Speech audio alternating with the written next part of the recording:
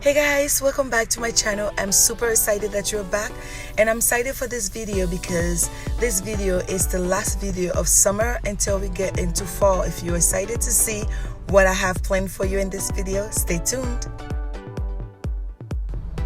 If you're oldie, thank you for coming back. If you're a newbie, please click on that subscribe button. I'll be truly appreciated that you'll be part of this channel here.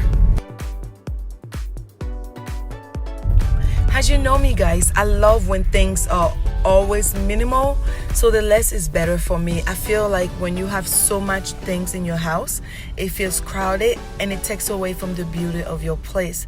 So I got this nice beautiful navy blue pillows and the golden white pillows from Home Good. I got those navy blue not pillows but throw blankets from Family Dollar. Guys, I feel like navy blue means like welcome in my eyes. I don't know if that is actually what this color means, but for me it's very welcoming.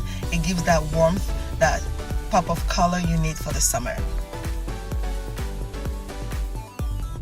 The majority of my furniture is here, guys. If you are wondering, are from American Furniture Warehouse, except the furniture is in the back there. Those were thrifted.